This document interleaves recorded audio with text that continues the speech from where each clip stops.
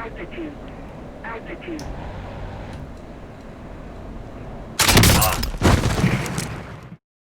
As soon as I'm in the 30s, I pull it to where I hit like 425.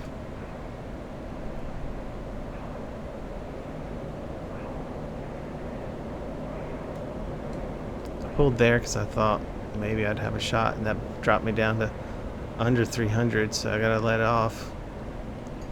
Just let off the stick. I mean, you'd be surprised, like just letting your hand open and then regripping the stick can sometimes dramatically increase your speed.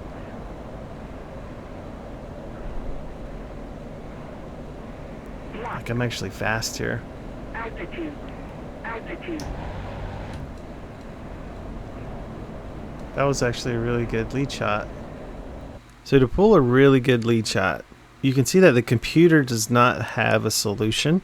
If you see the funnel, the circle is not available yet. And if you see my airspeed, it's 509. So I've got plenty of room to work with. And from doing this in the past, I know that if I pull him under the HUD, the solution is going to become available and I can start to shoot. And I'll fast forward it.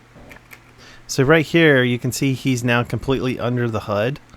And probably wouldn't be able to see this or even use this at the time, but there's the circle that shows that that's where the bullets are going to go. There's an X on the screen. This circle here is his flight path, and a lot of people will say, well, don't take the shot because he can reverse under your nose and you don't see him. I like to take the shot if it's theoretically possible to get the shot and I can end the fight. I like to take it.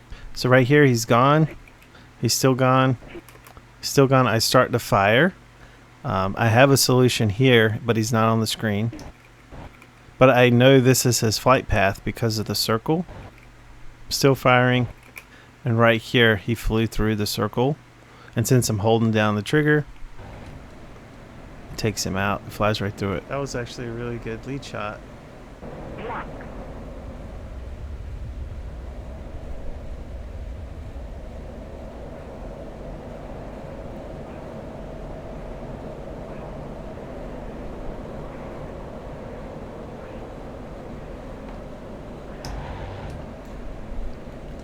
Ooh, that was one of the best lead shots I've hit in the 16. So right here, look how far under the HUD he is. He's like here somewhere. I've got the circle, pull him under the HUD, start to fire. He's still under the HUD. I stop firing. He flew through that circle. And actually the computer never showed the circle. Ooh, but it ripped his wing off. One of the best lead shots I've hit in the 16. So here's some more examples of a shot taken when where I pull the plane under the HUD. Actually, no, I have a head-up display with the creator. Right here, see how I pull the plane under the HUD? Because I know from doing it over and over that that's going to give me a solution. I'll have to use that to gauge my shots. Yeah. No, I'm going to try to watch out for your nose this time. I completely lost you. So here's another good example. I'm going to pull him under the HUD. 12 o'clock high? Where? Okay, right here I start shooting. So I know he's in this area. Here's his flight path. This is where he was last locked. So I'm just lining the funnel up with that circle where I think he's going to fly through that circle. And see how I turn the bullets a little bit so that they'll hit the circle when he flies through it. I mean, if you see, this is where he is. He's around this area. And this is the flight path of bullets. Oh, shit! What the fuck are you talking about 2 o'clock high? He's on my 6, you dumb... So he was hit well underneath my HUD on that one.